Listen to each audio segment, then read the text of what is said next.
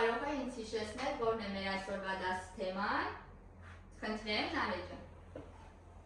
Մեր այսօրվա դասի թեման է 1806-1812 թվականների, 1828-1829 թվականների, ինչպես նաև 1877-1878 թվականների ռուս-թուրքական պատերազմները։ Շատ լավ, շնորհակալություն Նստի։ Ինչի մասին է մեր այսօրվա դասը։ Ինչ ենք մենք սովորելու այսօրվա դասից։ Մենք սովորելու ենք, թե 1806 թվականից մինչև իհարկե ընդհատումներով 1878 թվականները ինչ է տեղի ունենում այս տարածաշրջանում, որքանով էր դա վտանգավոր Հայաստանի համար, որքանով էր դա նպաստում Հայաստանի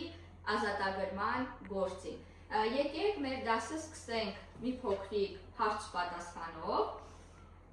Այս նշված պատերազմները, Միլենա ջան, կարող ես ասել, ուր միջև էր տեղի ունենում։ Ռուսների և թուրքերի, շատ լավ, Նստի, ով կարող է ասել 1806-ից 12 թվականների ռուս-թուրքական պատերազմը ինչով ավարտվեց։ Խնդրեմ, Սոնա ջան։ Ավարտվեց Բուխարեստի պայմանագրով 1812 թվականին։ Շատ լավ, Նստի, շնորհակալություն։ Ով կարող է ինձ ասել, ինչ է թանզիմաթը։ Խնդրեմ, Գորջա։ Թանզիմաթը բարեկամների ծրագիր է, որը մարդիկ ցանկանում են իրենց երկիրը բարեփոխել, դեպի լավ։ Իսկ որ երկրին է վերաբերվում այն։ Օսմանյան կայսրությանը, չէ, Նստի, Գորջան, այսինքն այդ վերափոխումների պետք է Օսմանյան կայսրությունում ապրող բոլոր ժողովուրդները, անկախ իրենց կրոնական պատկերացումներից, լինեի հավասար, չէ։ Շատ լավ, երբ է տեղի ունեցել Գրիմի պատերազմը։ Խնդրեմ, Նարեջան։ Գրիմի պատերազմը տեղի ունեցել 1877 թվականին։ Գրիմինը 1853-56 թվականների։ Այդ պատերազմի միջև էր կրկին ռուսների և Օսմանյան կայսրության, շատ լավ Նարեջան, Նստի։ Ավետիս ջան, կարող ես ասել, Գրիմի պատերազմը պատմության մեջ ինչ անունով է հայտնի։ Արևելյան պատերազմ անունով։ Հիշում ենք, չէ, այս ժամանակահատվածում տեղի ունեցած ռուս-թուրքական պատերազմների մեջ Գրիմի պատերազմը միակ պատերազմն էր, որտեղ Ռուսաստանը կրեց պարտություն, չէ։ Շատ լավ երեխեք ջան, իսկ 1877-8 թվականների պատերազմը ինչով ավարտվեց։ Խնդրեմ, Նարեջան։ 1877-1878 թվականների ռուս-օսմանական պատերազմը ավարտվեց նույնպես հաշտության պայմանագրով, որտեղ տեղի ունեցավ այդ հաշտության կնքումը։ Սան Ստեփանոյում։ Շատ լավ, իսկ Նստի, Նարեջան, իսկ որքանով է դա վերաբերում Հայաստանին։ Պայմանագրի մեջ կար կետեր, որտեղ հենց առաջին անգամ Սան Ստեփանոյում բացվեց հայկական հարցը և պայմանագրի կետերից մեկն է պաշտպանել հայերին իրավահավասարություն վերականգնել արևմտյան Հայաստանի այն տարածքներում, որոնք մնացել են Օսմանյան կայսրությանը։ Եվ երբ որ այդ իր պարտականությունները Օսմանյան կայսրությունը կկատարեր, այդ ժամանակ Ռուսաստանը դուրս կբերեր իր զորքերը Օսմանյան կայսրության գրաված տարածքներից։ Շատ լավ ապրեց Նարեջան, Նստի։ Անցած ժամը մենք խմբային բաժանում ենք արել, չէ, այս դասը ավելի հետաքրքիր ներկայացնելու համար։ Դասարանը բաժանվել է երկու խմբի, չէ։ Առաջին խումբը Սոնան, Ավետիսը և Միլենան էին, ովքեր պետք է ներկայացնեին 1806-ից 12 թվականների և 1828-29 թվականների ռուս-թուրքական պատերազմները, և երկրորդ խումբը Նարեն և Գոռը, ովքեր պետք է ներկայացնեին 77-78 թվականների ռուս-թուրքական պատերազմները, չէ՞։ Ես ձեզ ազատություն էի տվել, որ թեմային պատրաստվեք այնպես, ինչպես դուք այն պատկերացնում եք։ Աշխատել ենք, պատրաստվել ենք, հիմա լսենք առաջին խմբին, բայց ուշադիր ենք լինում, որովհետև կատարելու են փոխադարձ ձևավորող գնահատում։ Յուրաքանչյուր խումբ շատ ուշադիր, ամեն ինչին ուշադիր, լսում է, որ վերջում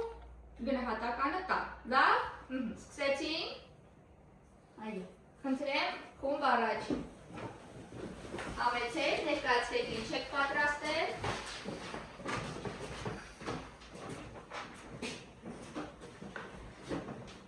Մենք պատրաստել ենք մի փոքր նյութ 1806-1812 թվականների ռուս-թուրքական պատերազմների մասին եւ նաեւ 1828 թվականից եւ 1829 թվականների նորից ռուս-թուրքական պատերազմների մասին։ Շատ լավ, Առաջինը կներկայացնի Միլենան։ խնդրեմ Միլենա։ 1806-1812 թվականների ռուս-օսմանական պատերազմ։ Դու պատրաստել ես զեկույց։ Խնդրեմ, մենք լսում ենք։ 1806-1812 թվականների պատերազմը տեղի ունեցել ռուսների եւ օսմանյան կայսրության միջև։ Պատճառը Բալկաններում եւ Սև ծովի շրջանում ազդեցություն Ազդեցության համար պայքարներ։ Պատերազմի ընթացքում ռուսական բանակը գրավեց Մոլդովան եւ Պալախիան, ինչպես նաեւ հաջողություններ ունեցավ։ Միլենա ջան, հիմա լսենք ավետիսի։ Ռուս-թուրքական պատերազմը 1828 թվականից Լսում եք երեխեք։ Պատճառներ։ Մի քիչ բարձր։ Պատճառներ։ Ահա։ Ռուսաստանը ցանկանում էր համրապնդել իր դիրքերը Կովկասում եւ դուրս գալ դեպի Սև ծով։ Օսմանյան կայսրությունը փորձում էր պահել իր ազդեցությունը տարածաշրջանում։ Կրոնական գործում Ռուսաստանը հանդես էր գալիս որպես ուղղափառ քրիստոնյաների պաշտպան։ Պատերազմի սկիզբ։ Պատերազմը սկսեց 1828 թվականին։ Ռուսական բանակը պատերազմում վարում էր երկու հիմնական ուղղություններ՝ Կովկասյան ճակատ եւ Բալկարյան ճակատ։ Կովկասյան այստեղ գործունեություն ղեկավարում էր Պասկիչ Իվան Պասկևիչը։ Նրա ղեկավարությամբ Ռուսաստան բանակը գրավեց Կարս, Ախալքալակ,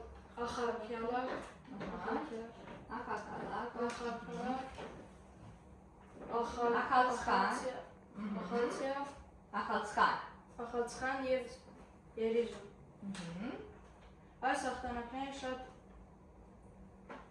Այս հաղթանակները շատ կարևոր էին, որովհետև դրանք թույլատրեցին Օսմանյան կայսրության դիրքերը։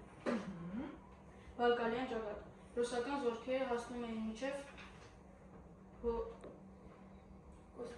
Կոստանդնուպոլիս եւ սպառնում մայրաքաղաքին։ Մենք պատրաստել ենք մի փոքր դերակատարություն, նվիրված է 1929 թվականի պատերազմներին։ Շատ լավ։ Հիմա կսենք այդ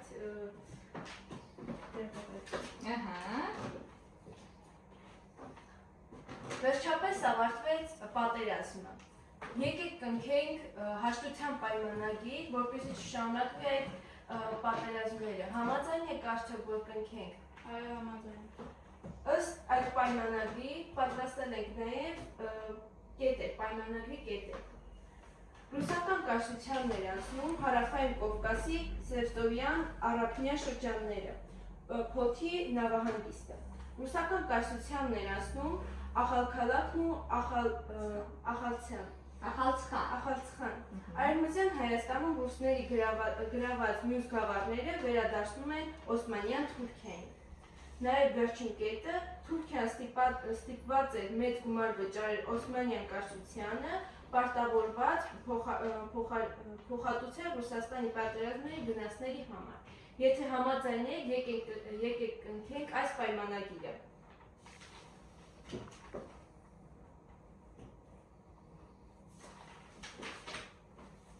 Եվ այսպես 1829 թվականի սեպտեմբերի 2-ին կնքվեց այս պայմանագիրը ռուս-թուրքական պայմանագիրը պայմանագիրը։ Շատ լավ, ավարտեցինք, շատ լավ երեխեք ջան, շատ շնորհակալություն, ապրեք շատ, նստեք։ Հիմա մեր մյուս խումբը, քանի որ շատ ու շատ լսում եք, պետք է գնահատում կատարի, այստեղ վարդագույնը գերազանց։ Լավ է։ Բավարար։ Վատ է։ Խնդրեմ։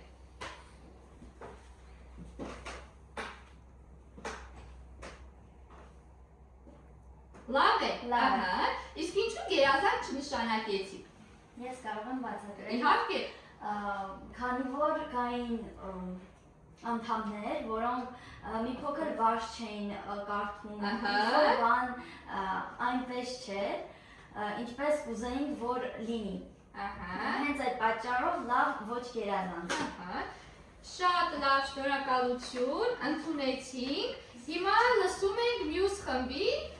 մեկ էլ երեխեք ջան, դուք եք շատ ուշադիր, որ դուք էլ եք գնահատելու։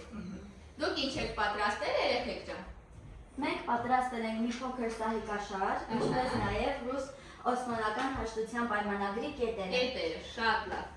Եվ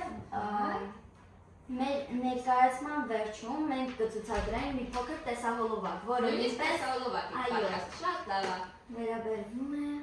այս պատերազմների։ Սկսում ենք սահիկաշարից, շատ լավ։ Այդպես։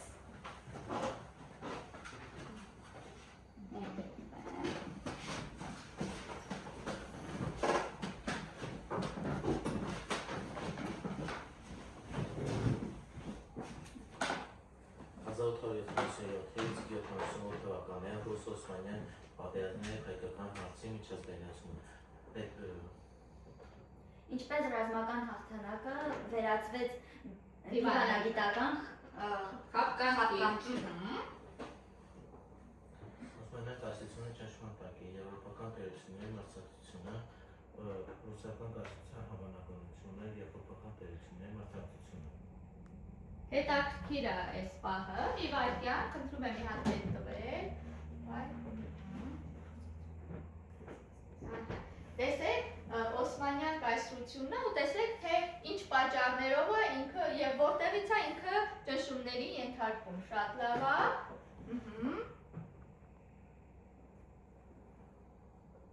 Հակամարտությունների երեք հիմնասյուներ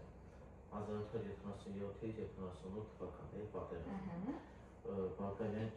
ճգնաժամը, բուլղարների, սերբերի և ժողովուրդների պայքարը Օսմանյան տիրապետության դեմ, ռուսական ծավալապաշտությունը, քրիստոնյաների պաշտպանի դերի ստանձնումը տարածաշրջանում ազդեցության մեծացնելու նպատակով, եվրոպական մրցակցություն, ազդեցության ոլորտների բաժանման և պայքար արևելյան հարցի շուրջ։ Երկու ճակատների ռազմավարություն։ Գլխավոր հարվածը ուղղված դեպի կայսրության սերմերը, Անդրապոլիս։ արևելյան սահմանների ճեղքումը և առաջխաղացումը հայկական նահանգները, Բայազեդ։ Ռազմական գործողությունների համեմատական պատկերը, Բալկանյան ճակատ, ռուսական բանակի խորան ներթափանցումը մինչև Արտիապոլիս, վճռորոշ հաղթանակ Լեռնայում, Օսմանյան մայրաքաղաքին սպառնացող անմիջական վտանգներ, Կովկասյան ճակատ, ռազմավարական քաղաքների, Կարս, Արտեհան, Բայազեդ, Գրավը։ Խոսքը հայկական բերդաքաղաքների մասին է։ Հայ բնակչության ակտիվ աջակցությունը ռուսական զորքերը։ Հայերի հույսը ազատագրվել Օսմանյան լծից ռուսական զենքի ուժով։ Սան Ստեֆանոյի Տրիֆունը։ Պայմանագիրը։ Պայմանագրում կային ընդամենը 29 կետ, բայց այդ 29 կետով Ռուսաստանը կարողացավ շատ մեծ ազդեցություն ունենալ Օսմանյան կայսրության վրա։ Այդ պայմանագրի կետերն էին։ Ռուս-օսմանյան հաշտության պայմանագրի կետերը Առաջին Օսմանյան կայսրության համաձայնումը եւ համաձայնում է ստեղծել Մի Բուլղարիայի քիչ բարձր կկարդաս, որ ինքնավար իշխանության քրիստոնյա կառավարիչ եւ կառավարչով եւ սեփական վարչական համակարգով։ Բուլղարիայի սահմանները որոշում էին ընդգրկել Դանուբից մինչև Իգինյան ծով եւ Սև ծովից մինչև Օղրիդ։ Բուլղարիա պարտավոր է վճարել տարեկան հարկ Օսմանյան կայսրությանը որպես ենթակայության նշան։ Ռուսական զորքերի ժամանակավորապես կմնան Բուլղարիայում մինչև վարչական կարգի հաստատումը։ Բուլղարիայում կկազմավորվի տեղական բանակ եւ վարչական մարմիններ։ Սերբիան ճանաչում է լիովին Ռումինիան ճանաչում է անկախ։ շատ լավ, երեխեք ջան, իսկ կարող եք կարդալ Սան Ստեփանոյի պայմանագրի այն կետերը, որոնք վերաբերվում են Հայաստանին։ Քանի որ դա վերաբերվում է Հայաստանին, մենք ոչ թե դա կկարդանք, այլ բանավոր կերպով Շատ ավելի լավ։ Ուշադիր երեխեք, տեսեք այս կետերը Հայաստանի համար լավ է, թե վատ։ Սան Ստեփանոյի պայմանագրում շատ մեծ դեր ունեցավ հայկական ազգը, քանի որ հենց հայ ազգի միջոցով էր, որ Ռուսաստանը կարողացավ Օսմանյան տերությանը տապալել։ Նշանակալի էր հայոց ազգի համար 16-րդ կետը, քանի որ հենց 16-րդ կետում էր բացատրվում հայկական հարցը։ Ըստ այս կետի Օսմանյան տերությունը պետք է Արևմտյան Հայաստանի այն տարածքներում, որոնք մնացել էին դեռևս իր տիրապետության տակ, վերականգներ իրավահավասարություն, որպեսզի եւ հայերը եւ թուրքերը ապրեն ազատ, կարողանան իրենց գործունեությունը ծավալել Արևմտյան Հայաստանում։ Եվ երբ այդ կետերը հայկական հարցը լուծված կլիներ, այդ ժամանակ Ռուսաստանը պարտավորվում էր դուրս բերել իր բանակին, Օսմանյան տերության այն տարածքներից, որը նա գրավել էր։ Շատ լավ, շատ շնորհակալություն, էլ ինչ ունենք։ Սան Ստեփանոյից Բերլին հաղթանակի գողությունը։ Այս ժամանակ Ռուսաստանը երբ որ հաղթում է եւ Սան Ստեփանոյի պայմանագիրը ավելի շատ Ռուսաստանի կողմից է լինում։ Ավելի շատ օգուտներ քաղում է Ռուսաստանը։ Այո, այդ ամենը դուրս չի գալիս եվրոպական տերություններին եւ այդ պատճառով Բերլինում մեկ ժողով է կատարվում, ըստ որի տարբեր տերություններ եվրոպական որոշում են, որպեսզի Ռուսաստանի դեմ պետք է պատերազմ սկսել եւ հետ զավթել բոլոր այն տարածքները, որը Ռուսաստանը կարողացել է գրավել Օսմանյան տերությունից։ Շատ լավ։ Ռազմավարական ծուղակ, պատերազմի իրական ժառանգությունը։ Այս ժամանակներում, ինչպես ասացի, հայ ժողովուրդը շատ է օգնել Ռուսաստանին եւ այդ օգնությունը նաեւ ընկալում էր տարբեր աջակցություններ, որ Ռուսաստանը պետք է աջակցել Հայաստանին։ Այսինքն ուզում ես ասես, որ հայերը Ռուսաստանին օգնելով նաեւ այդ ակնկալիքներ ունեն, այո։ Շատ լավ։ Ռուսաց բանակի գրեթե բոլոր զորավարները եղել են հայ։ Այո։ Եվ նրանք ամեն ինչ արել են, որպեսզի Ռուսաստանը հաղթի, հենց այդ պատճառով այս սլայդում ցուցադրված է հայ բնակչության վիճակը, որովհետև երկու կողմից էլ Օսմանյան կայսրության թուլացումն էր մեկ կողմից եւ անկումը, այդ ժամանակ հայերը կարող էին հույս ունեին ազատվելու եւ Ռուսաստանի ազդեցության աճը, որ արդեն հայերը պետք է ենթարկվեն ոչ թե Օսմանյան տերությանը, այլ Ռուսաստանին։ Երկու դեպքերում էլ հայերը անկախություն ձեռք չէին բերում եւ մնում էին ինչ-որ մեկի տիրապետության տակ։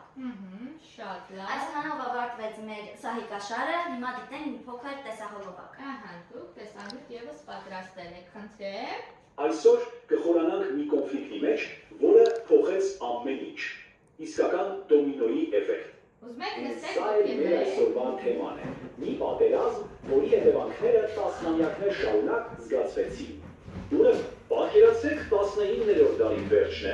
Օսմանյան կայսրությունը լուրջ ճնշման տակ է եւ ներսից եւ դրսից։ Մի քանի գործոններ իրար խառնվեցին, ստեղծելով, այսպես ասած, իդեալական շտորմ։ Եկեք հասկանանք ինչն էր պատճառը։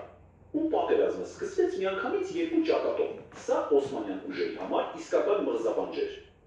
Եվ երկու ճակատներում էլ պատկերացնում եք, ռուսական ուժերն առաջ են գնում, հատկապես Կովկասում տեղի հայերի օգնությամբ։ Արդյունքը կանխատեսելի էր։ Թեժ մարտերից հետո օսմանյան կայսրությունը պարտվեց։ Ռուսները հաղթեցին։ Սկզբում կնքվեց Սան Ստեֆանոյի պայմանագիրը։ Թվում էր, թե սա հենց այն է, ինչին բոլորը սպասում էին։ Բայց ուրախությունը երկար չտևեց։ Եվրոպայի մյուս մեծ խաղացողները նյարդայնացան Ռուսաստանի հզորացումից։ Միջազգային մակարդակով բարձրաձայնվեց հայկական հարցը։ Ու չնայած բոլոր խոստումներին, իրականում ոչինչ չփոխվեց։ Ավելին, իրավիճակն ավելի վատացավ։ Եկեք ամփոփենք։ Այս պատերազմը թույլատրեց օսմանյան կայսրությունը, բայց խնդիրները չլուծեց։ Դրանք պարզապես հետաձգվեցին։ Սա ստիպում է մտածել, արդյոք խաղաղության պայմանագիրը միշտ խաղաղություն է նշանակում, թե պարզապես հաջորդ պատերազմի նախերգանքն է։ Շատ լավ։ Իսկ ինչ եք կարծում, խաղաղության պայմանագիրն իսկապես խաղաղություն էր, թե հաջորդ պատերազմի նախերգանքն էր։ Ինչ եք կարծում դուք։ Որ հաջորդ պատերազմի Այդպես են կարծում, շատ լավ։ Հիմա մեր առաջին խումբը գնահատում է երկրորդ խմբին։ Քանի որ հայկական հարցը դեռևս լուծված չէ, դա ընդհանրապես խոսում էր։ Մենք իրենց գնահատում Ահա, առաջին խումբը երկրորդ խմբին գնահատում է գերազանց։ Շատ ապրեք երեխեք ջան, ես էլ ձեզ գնահատում եմ գերազանց, լավ չարչարվել էիք, աշխատել էիք, բայց պետք է նաև շատ ուշադրություն դարձնեք ձեր խոսքին։ Պետք է շատ կարդանք, չէ՞։ Շատ լավ, շնորհակալություն։